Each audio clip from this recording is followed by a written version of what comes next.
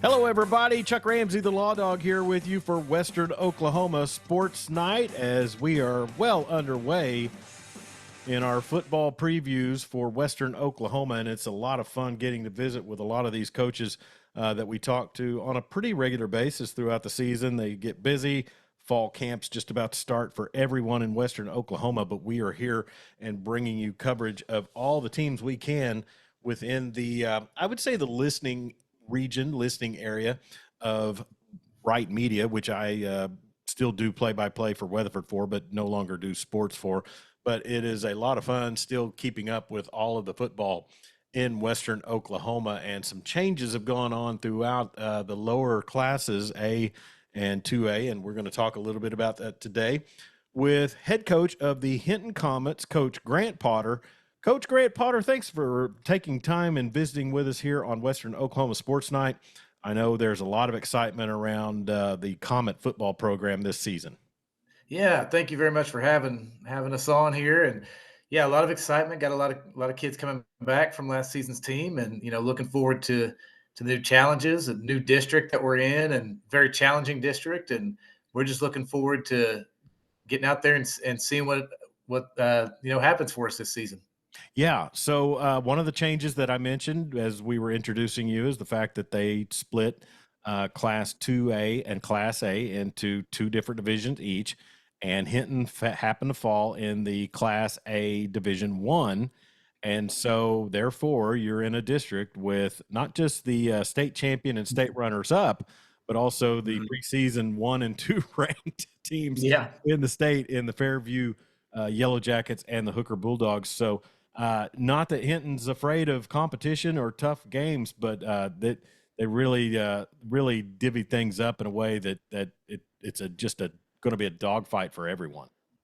Yeah, and the guys on the committee, did a great job of trying to balance things out as best they could. Once you start dividing Class A and 2A, the travel becomes major issues. So, it really kind of broke down to geographically what made sense. And I think, in reality, that what we ended up with made the most sense geographically. Now, and it's one of those that, hey, somebody's got to play these teams, and so we obviously, you mentioned Fairview and Hooker, but you also mentioned, or you mix in Cashin and Crescent, some of these other traditionally really good programs that are in there, and it's going to be a really tough district. But I think that they did the best they could as far as splitting that up, and we'll just have to go out there and compete and see what we can do. Yeah, and obviously looking at it, Coach, it Class A last season was a funny, class because of the fact that it was, Fairview and Hooker that finished out the season. But when I look at the Class A Division 2, it's no cakewalk. I mean, there's plenty of really Right. good teams in both divisions.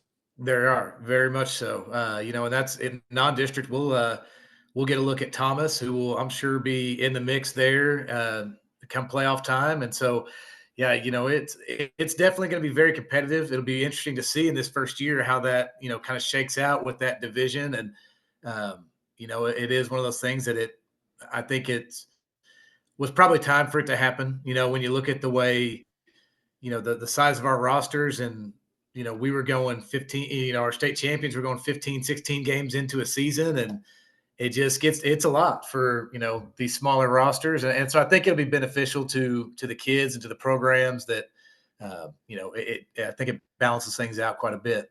Sure. Well, and honestly, Coach, just keeping up with Class A over the last 4 or 5 years, like I had, I used to cover it for Friday night finals. You guys, it's not like you guys aren't familiar with having state contenders, state champions in your district. You dealt with Cashin for a number of years when they were on their roll, but Hinton always seems to be one of those teams that is going to get out there and be willing to punch somebody in the mouth, figuratively, obviously, but Right, right, sure, obviously, sure. obviously, since you've been there, it seems like it's been a hard-nosed brand of football, and I bet that's something the community appreciates. Well, I think it just fits who we are as a community. We're there's nothing flashy about us. We're not the most athletic team. We don't have the fanciest schemes. We go out there and our plain red and white with just the plain old H on the side of the helmet, and it's just kind of blue collar and kind of matches the farming community we have here. And just, that's our biggest thing we try to get our kids to do is just go compete and go battle. And, there's going to be games that teams have far superior athletes to us. And we just, tell our kids, if we'll just go battle and be tough, that at least gives us a chance. And so that's what we try to instill in the kids is that toughness and the way we play and the way we work out, the way we do everything. We try to just build toughness in so that, hopefully we not only help our kids, on the football field, but, once they get out and start doing things in the real world, they have that little bit of mental toughness built in to battle through adversity. Sure. And it is a, process of teaching young men things about adversity and things like that. But honestly, Coach, last season you make the playoffs. You're eliminated in the first round by a pretty tough Stratford team. The year before, I thought you had a really good shot at a playoff appearance. And man, you talk about just a monster of a district. And then what, 2 years ago and 4 years ago, you guys were in the playoffs. So Right. it's you can see the ascension that your team is making, even though you have to replace some pieces.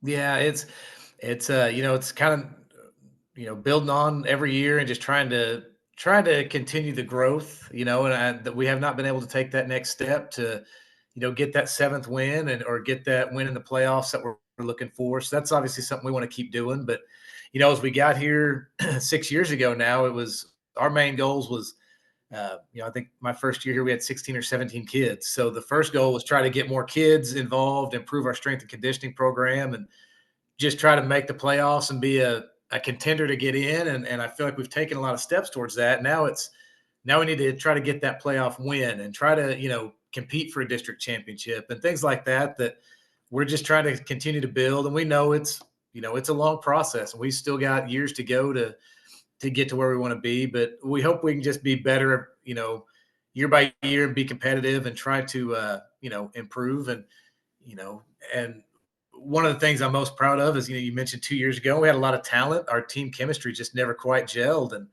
it hurt us in Yeah. games that mattered. And I think that's one thing that last year was the opposite. We had great team chemistry. Our kids loved each other, and they may not have been on paper as talented as the group we had before, but they came together in a different way, and had some ups and downs. We started off the season really well, then tailed off at the back end and really struggled, but got the win we needed to get in the playoffs and fought through some adversity there. So hopefully that's something we can just keep trying to build on and keep, going forward and try to build some consistency in the program, that, we just continue this from here on out. Yeah. Well, and you mentioned summer workouts. How's things been going since spring ball and in through the summer? Yeah, we've had a good spring and good summer. We have, I believe we had 24 kids back from last year's roster.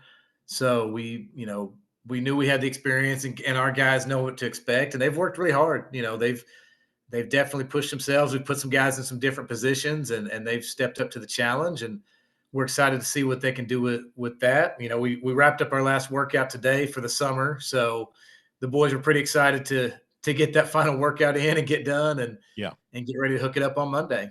Definitely. And I tell you, it's an exciting time of the year. I know fall ball means a lot for coaches, and it's probably, what would you say, kind of a bridled enthusiasm throughout the first couple of weeks of August when you know it's coming and the guys are finished up their workouts and you want to get them out there doing Oklahoma drills. Absolutely. Yeah, it's funny because we were just having our coaches meetings and talking about, all the different things. Hey, we're going to work on this. We do this drill. Then we have to say, well, wait, we got to wait till Friday, first day of pads. You got that Monday through Thursday, and the kids are ready to go. And if they could put the pads on today, they would do it. But obviously, we know it's for the better for them not to. Yeah. We'll get them used to the heat and do all the things that we need to do. But yeah, there is that excitement, and then you also it's funny with football. You build up that excitement, things like that, and then you also have to, like you said, kind of maintain that for the next 10 weeks because Yeah. when you really look at these three non-district games are important for us, in building depth and figuring out what we have as a team. And so you can't hang your hat on that record those first three games. You got to just keep building, keep improving, and So it's like you said, it's having that enthusiasm, but also trying to maintain it and figure out the best balance for your team. Well, and I know each team in your district takes on the same teams, and you mentioned the non-district, but I would think with Minko being on your schedule and being a top 5 team, and looking at the rankings I'm looking at, I see 1 through 4 on your schedule this season. So you're gonna the non-district, and then Thomas is a top 10 ranked team in the Division 2. So Yeah. your guys are going to find out quick, aren't they? Well, that we are. We're going to find out real fast just where we're at and what we need to do and what we need to work on. Of course, Minko is so well coached, and it's just been a good program for so long that, Coach Wardlaw does a great job over there, and their kids are so talented. So it'll be a challenge right out of the gate. This is definitely in my 6 years here, this will be our toughest schedule we've played from week 0 to week 10, and so it'll be a challenge. We've told our kids, like, hey, you got to be ready to step up and see where we're at. And, we'll get a good gauge. There will be no doubt that we'll have played one of the tougher schedules in the state. And, we'll see where we stand. And, it's funny because you look at stuff like that and you just kind of say, hey, there's nothing, Yeah. nothing we can change. Nothing we did. We just got to go play and got to see what we can do and just go compete. And like I said, the biggest thing for us is just try to figure out what it is we need to do to eventually become those teams, that year in and year out are in the top 4, top 5, that people go, oh man, we gotta play the Hinton Comets, and we haven't quite made it there yet, but we're hoping to keep pushing our way to that. That's right. We're visiting with head coach Grant Potter of the Hinton Comets football team, visiting here with us. And Coach, I always want to say thank you for the time you've given me in the past when I was with Right Media, and even though Hinton was not one of our schools that we broadcast, you always made time for me to get a good interview with you and have a story about Hinton football, because really you're just 20 miles away, and Sure. so right there on I-40. But so looking at some of the preseason stuff, Coach, and in all transparency, I'm not a prognosticator. I'm not an analytic expert on football in high school. I buy my pigskin preview and I go by I let them do the legwork, so to speak. Right. Looking at Class A Division 1, I see 2 Hinton Comets listed on their all-VIPE teams. One is going to be linebacker senior Crease Douglas, and then also your quarterback Graydon, is it Davini? Davini. A Yes. senior, and he rushed for 1,200 yards last season. So whatever side of the ball you want to start on, Coach, you've got 2 players listed as potential all-staters in Class A Division 1. That's got to be a great place to start. Yeah, that feels it feels good, and I'm really happy for those 2 young men. This senior class we have, they were 7th graders when I got here, and they're just a good group of boys. I mean, they're just that kind of throwback group of boys that they might as well have graduated in 1995. You know what I mean? They're just good old boys Do who they have neck rolls? have a good. You get them neck rolls Yeah, on absolutely. that? They would love to. I mean, I tell you, they're just they're good kid. They're ornery in the right way. Just good old boys that just love being around. They make practice fun.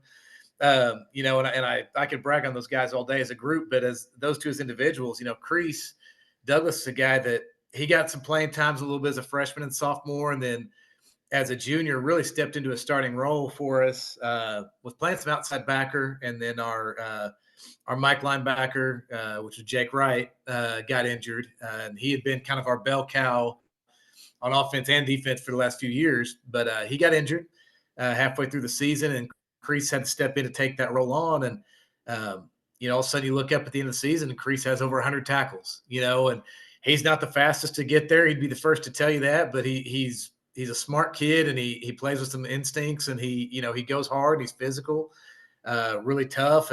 And the thing I love the most about him is he'll play anywhere we ask him. That last year, Crease, he started outside linebacker, inside linebacker, was kind of a backup defensive end if we had an emergency, but he also, on the offensive side, started at tight end, started the game at fullback, started the game at tackle, played guard in one game, and then we had a week that he was our backup center and had to center all week, and he'd never snapped a ball in his life. And just no big deal to him. If you ask him to do it, he's going to do it. And he's a great young man, got great parents.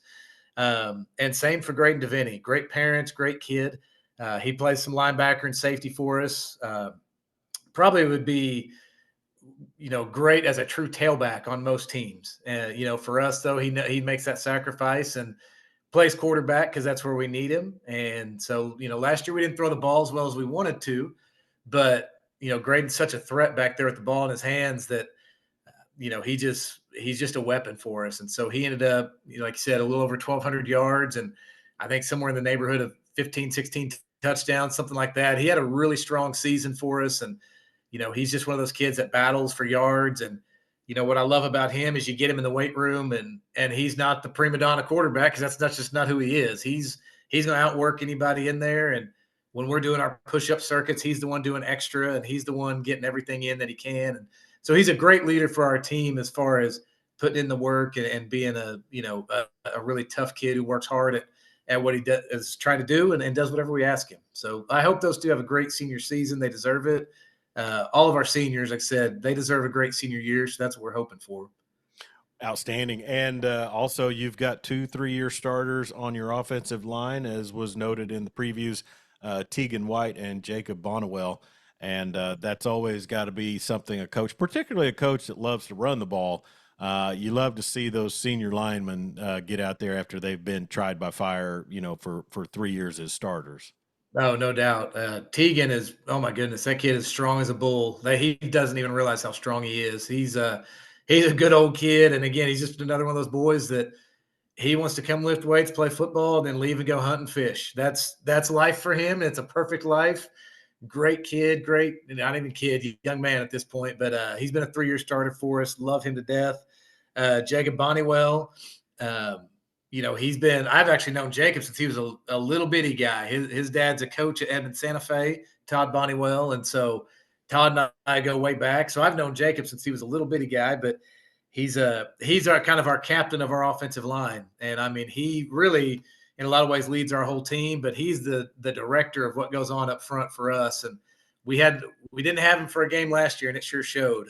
But he plays center. He's an undersized center who's quick, tough as can be, and really gets after, a really intelligent player. And so, the good thing for us, you mentioned offensive linemen. Those 2 or 3-year starters, but we have our top 6 offensive linemen back from last season. So we've got a little bit of a rotation there that we can work some guys in, and we got a young sophomore or 2 that we feel like can contribute this year. So, that's going to be the strength of our team for sure, is that offensive and defensive line. And we just got to run behind them and trust them to help us, get where we want to go. Would that sophomore be Derek Pratt? Derek Pratt, yes. He's he started quite a bit for us last year. And I tell you, he's a good player. He's quick. I mean, I tell you what, I think he wants me to hand him the ball a little bit because how fast he can run for a big old boy. But we'll have to see about that. But no, he's a good, tough kid. Diego Gonzalez, another tough one that's going to be a junior that's really made himself to a player. Rafael Gomez, our other offensive lineman. And so like I said, across the front, we feel really good. And, we got to get some things working and in the passing game a little bit, but we hope with Colton Helms, a senior receiver, Damian Gomez, a sophomore, and Oakley Pratt, a sophomore, that we can expand our passing game a little bit more this year to try to, take a little bit of pressure off the run game. And then also Vipe mentioned Bo Brookshire, and then as on your defensive line, he's a junior. And then they mentioned Xander Furrow, but they didn't really mention a position or a role. What's that player's position and role? Yeah, and Bo, golly, I forgot. Bo is one of our offensive that literally he plays everything from center, guard, tackle, and tight end. He'll play anything we need. He's a good player, good kid, and he'll be a big time player for us. Xander, man, Xander again, another one of these seniors I could talk about all day long.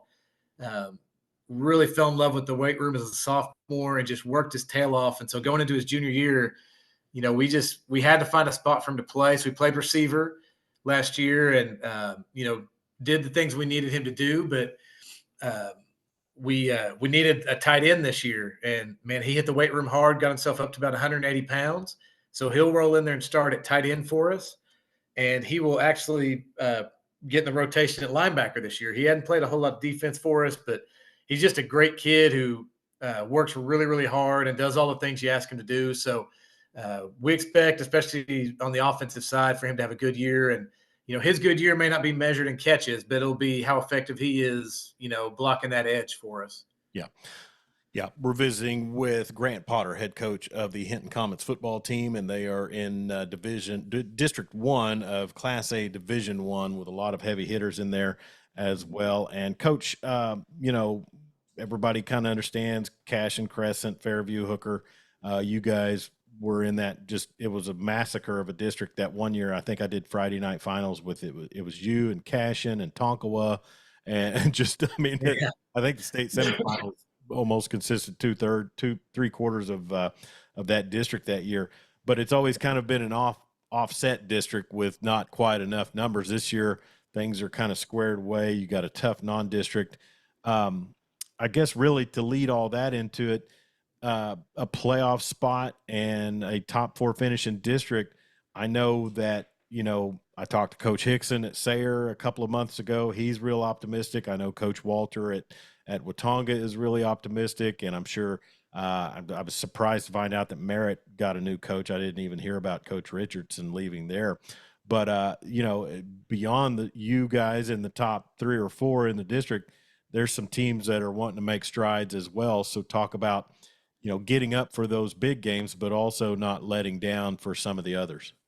Well, for us, we are not in any position yet to ever think that we're above any teams, because I think it's going to be a dogfight, especially for that 4th spot. And I put with between us and Sayre and Watonga and Merritt and those guys, I think it's going to be a battle. I really do. And like I said, Crescent's been a good program for so long, and so when you really look at it, it's going to be every week is going to be a battle. And like I said, Sayre had a good season last year, returned a lot of kids, and Watonga has great athletes all over the field. Merritt has a quarterback who can throw the ball anywhere he wants to. So there is nobody on our schedule that we can look at and go, we don't really have to, get too fired up this week. Those are games that are going to be crucial for, I'm sure if you talk to all 4 of us, we'd all say, hey, those are going to be crucial games for us. We got to beat each other in order to give ourselves a chance. And I think the bottom half of the district, and I say that bottom half, I don't mean that in a negative way. I just, as far as if you're looking at rankings, that's gonna be a battleground, and I really think you're gonna see some teams who, it's probably gonna come down to some tiebreakers late in the year, because you're gonna have this team who beats this team, but this team matches up with this team and they get this win, and it will be a battle from the beginning of the district to the very end. And I think it'll be week 10 before we know, hey, who's going where, who's made it, who didn't. And I think there's going to be a good team, possibly 2. Our 5 and 6 might be as good as, a 3 and 4 in some other districts. Yeah. And that's just the way it's going to be this year. And so, it's kind of up to each team to do what they can to find their spot and go from there. And of course, with Class A, it's key is staying healthy, and if you stay healthy, you got a chance. If you don't, week to week, it becomes a real struggle. Well, and you play a week 0 game, as you mentioned. You'll be at Minco, and that's going to be a tough one as well. But so if people want to watch Hinton Comet football this season, is there a channel or something that you guys broadcast your games on? Yes, sir. We are still partnered with Squirtle right now, and so we are at hintoncomets.tv. And so if you go to our school website, it links in pretty easy. Our Hinton Comets athletics page on Facebook usually shares that link as well on game day. So, we've got Coach Holman, our AD, sets that up for us. And then we have Nathan Allen, one of our teachers here, who does the play-by-play and has done it for years now. He does a great job. So, we're excited about that. We like having that option there for our fans who, can't travel. I'm sure there'll be a few who choose to stay home for the Hooker game and don't make it all the way up there. So that'll be a nice. As a matter of fact, my wife might be one of those that might not make that trip. So I made the trip to Texoma when I did Thomas football, and I got to say that is You look on the map, you're like, is that really 4 hours? And then by the time you hit Woodward, it's like, oh yeah, it's going to be 4 hours. So Yeah, they're long trips, but like I say, the funny thing about it is geographically we were broken up into because of where we're at on I-40. We were in theory sent so many different directions, and we were actually set up for a minute where, I mean, all of our road games were going to be 2.5 hours, 2 hours and 45 minutes away, to end up where we're at, where we go, hey, we do have the one 3.5, 4 hour trip, but the rest of our trips are within an hour and Sure. 10 minutes. Was a pretty good deal for us, even though it's a very tough district, at least travel wise. It outside of one of those weeks, it's not too bad. That's right. So All right. Well, listen, Coach, I'm going to let you get back at it. And thank you so much for taking the time to visit with us here on the Western Oklahoma Sports Night, powered by Lawdog Sports. And, man, we'll be paying attention. And it's funny you mentioned Week 10. At Friday Night Finals, we used to joke about having to pull out an abacus to be able to figure out district points. right. I'm telling you. That was a running joke about pulling out the abacus and trying to figure out district matchups or post-district placings. So I tell you, you'll probably need it this year. There's going to be a lot of tiebreakers and a lot of ifs or thens and that's and whatevers and all that. But Chuck, I also want to thank you for all the coverage you do of not only us but all of our schools out here in Western Oklahoma and taking the time to to talk with us. So we appreciate you, and anytime you need anything from us, just holler. Hey, I sure appreciate that, Coach, and good luck this season. And I will check in with you maybe around the fall break and see how things are going, and we'll be watching you guys and be sure rooting for the Hinton Comets. Coach, thanks so much. Have a great season. Thank you. Appreciate you. Thank you. He's Grant Potter of the Hinton Comets football team, and we appreciate him stopping by and visiting with us here on Western Oklahoma Sports Night. Be sure and follow us on all social media platforms. That's Facebook, Twitter, X, Instagram, TikTok, and also follow us on YouTube at Lawdog Sports. You can see this video and much more. You can listen to the podcast on SoundCloud, Spotify, Amazon, and Apple Podcasts, and you can find all of those on our website, lawdogsports.com. Be safe out there. Don't text and drive, and sure don't drink and drive, and we'll talk to you real soon.